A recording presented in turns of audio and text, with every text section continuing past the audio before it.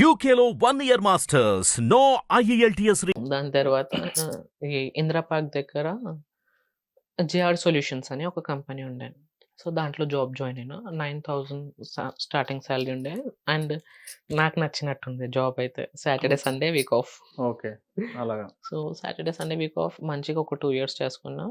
2017 వచ్చింది. 2017లో వినాయక చవితి అంటే గణేష్ చతుర్థికి అది మొత్తం రోడ్స్ మొత్తం జామ్ అయితది. సో, అప్పుడు మాకు హాలిడేస్ ఇస్తారు. సో, నేనేం చేశాను, మా పిన్ని వాళ్ళ ఇంటికెళ్ళాను. సో, ఒక డేటింగ్ యాప్ ఉండే. ఆ డేటింగ్ యాప్ యూజ్ చేస్తూ ఉంటే, ఆ డేటింగ్ యాప్‌లో ఒకడు పరిచయం అయిండు. హ్మ్. తను గూడా మహారాష్ట్ర. సో, తను మొత్తం అబద్ధం చెప్తూ వెళ్ళిండు వాడి గురించి. నన్ను ఇట్లా మాకింట్లో ఇట్లా టార్చర్ అయితుంది. నేనన్నా నాకు కూడా ఇట్లనే ప్రాబ్లమ్ ఉంది. హ్మ్. మనం ఇద్దరం మంచిగా ఫ్రెండ్లీగా ఉందామంటే, లేదు నాకు నీ మీద క్రష్ ఉంది. I was like seeing your profile from past how many days. హ్మ్. నేను ఫేస్‌బుక్‌లో కూడా రిక్వెస్ట్ సెండ్ చేశాను. అప్పట్లో ఫేస్‌బుక్ చాలా ఫేమస్ కదా! హ్మ్. సో, ఫేస్‌బుక్‌లో చూడలేదు అంటే, నేను ఫేస్‌బుక్ ఎక్కువ యూజ్ చేయనంటే, సరే నంబర్స్ ఎక్స్‌చేంజ్ అయింది. సెకండ్ డే నన్ను అక్కడే ఉన్నాను కూకట్పల్లిలో. సెకండ్ డే తను మళ్ళీ వచ్చి కలిసిండు. మొత్తం అయింది. మళ్ళీ third day we went to his friends room hmm. SR నగర్‌లో. మిమ్మల్నా? ఆ! నాకు తీసుకెళ్ళిండు. హ్మ్. ఎస్ఆర్ నగర్ తీసుకెళ్ళినంక అక్కడ వాడి ఫ్రెండ్ వాళ్ళిద్దరూ ఆల్రెడీ రిలేషన్‌లో ఉన్నారని నాకు తెలీదు. వాళ్ళు అబ్బాయిలేనా? వీడు ఎవరితో నేను రిలేషన్‌లో ఉండే వాడు పెద్ద గ్యామ్లర్. ఓకే. ఎంతమందితో రిలేషన్‌లో ఉన్నాడో వాడు. ఓకే.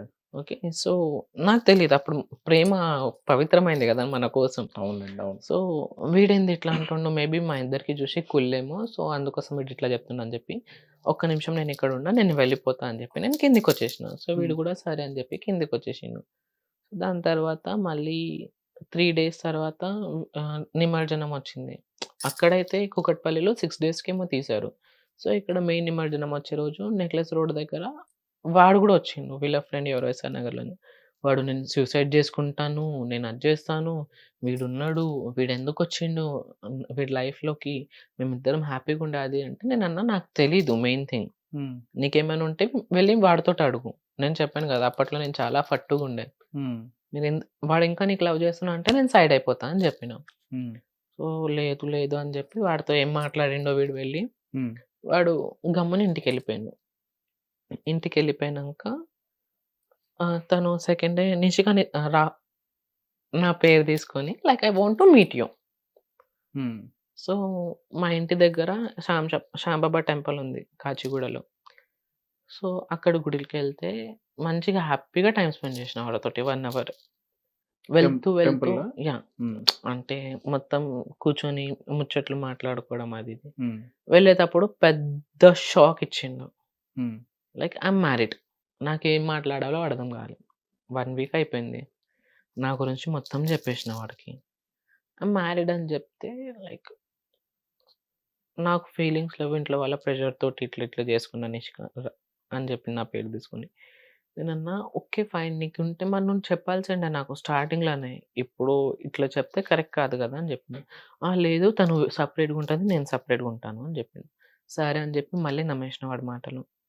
సో, సరే అని చెప్పి అట్లనే కొన్ని రోజులు వెళ్తున్నాయి. నవరాత్రి టైంలో తను లైక్ నేను యాక్టివా తీసుకుందాం అనుకుంటున్నా. నీకు బైక్‌లో ప్రాబ్లమ్ అయితుంది గదా! సో, యాక్టివా తీసుకుంటాను రా అంటే, సరే అని చెప్పి యాక్టివా తీసుకోవడానికి ఎళ్ళాం మేము. హ్మ్.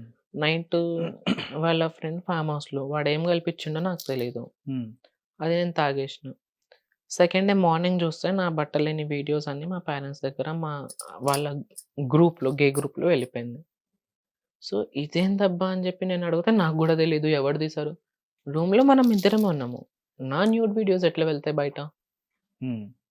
సో, సెకండ్ డే ఇంటికి రాంగానే ఫస్ట్ ఏం మాట్లాడలేదు. మమ్మీ, డ్యాడీ గమ్మునే ఉన్నారు. అక్క, అన్న యాజ్ యూజువల్ పడుకున్నాడు. సో, మమ్మీ వచ్చి కొట్టింది ఫస్ట్. కొడితే ఏమైందంటే, "నిన్న రాత్రి నువ్వు ఎవరి దగ్గర ఎళ్ళినావు, నువ్వేమేం చేసావో నాకు మొత్తం తెలుసు." హ్మ్. అంటే నేను ఆఫీస్‌కెళ్తున్నా అని చెప్పి వీడి దగ్గర ఎళ్ళిపోయాను. నాది చెప్పాను కదా మీకు ఓకే. జేఆర్ సొల్యూషన్స్ అని చెప్పి హ్మ్. నైట్ షిఫ్ట్ నాది. ఓకే. ఈవినింగ్ 6:00 టు మార్నింగ్ 5:00, 6:00 అట్లా ఉంటుండే. హ్మ్. సో, వాడి దగ్గరెళ్తే కొట్ రాంగానే కొట్టడం స్టార్ట్ జేసింది. నేనేమైందో నేనింకా నాకు తెలీదనుకున్నా గదా! ఓకే. హ్మ్. సో, డ్యాడొచ్చి ఇట్లా జూపిచ్చిండు. ఇదేంది అని జెప్పి. ఓహ్! దేవుడా! ఇప్పుడు నా పనయిపోయింది. వీళ్ళు చంపేస్తారు నాకెట్లైనా అని జెప్పేసి నేను టక్ అని జెప్పి మమ్మీ, డ్యాడీకి నూకేసి ఇంట్లో నుండి బయటకొచ్చి లాక్ ఏసేసిన. నా ఫోన్ తీసుకొని ఫస్ట్ కాల్ మా సార్‌కి కాల్ చేశాను. నేను ఏ కంపెనీలో జాబ్ చేస్తుండే. సార్ ఇట్లా అయింది. మా పేరెంట్స్‌కి తెలిసిపోయింది నేను గే అని చెప్పి. I'm damn sure they are gonna kill me but they don't accept me. Hmm. సరే అని చెప్పి నా 1 మంత్ సాలరీ నేను సార్ దగ్గరే పెట్టేసాను. సేఫ్ జోన్ లాగా. సో 1 మంత్ సాలరీ తీసుకొని ఫస్ట్ కాల్ నేను మళ్ళీ వాడికే చేసిన. ఇంట్లో వాళ్ళకి తెలిసిపోయింది. నాకు వేరే దారి ఏం లేదు. నువ్వు ఎక్కడైనా తీసుకెళ్ళవా అని చెప్పి. సో వాడేమన్నాడు, నీకు దిమాక్ లేదా? అసలు నేను వేరే వాళ్ళతో డేట్‌లో ఉన్నాను. నువ్వు నాకు డిస్టర్బ్ చేయకని చెప్పి ఫోన్ కట్ చేసిండు. హ్మ్. నాకేం తెలీదు ఇప్పుడు నేనేం జేయాలో. హ్మ్.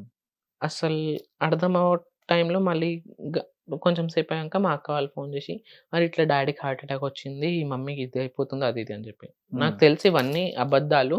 నేను నమ్మను అని చెప్పిన. హ్మ్. సో మా పెద్ద వదినతోటి నేను చాలా క్లోజ్‌గా ఉండే. అంటే మా అత్త కోడలితోటి. సో తను కాల్ చేసింది. లైక్ "అరే నీకు ఒక గుడ్ న్యూస్ చెప్పాలి" అంటే ఏంది అంటే లైక్ ఐయామ్ ప్రెగ్నెంట్ అని చెప్పింది.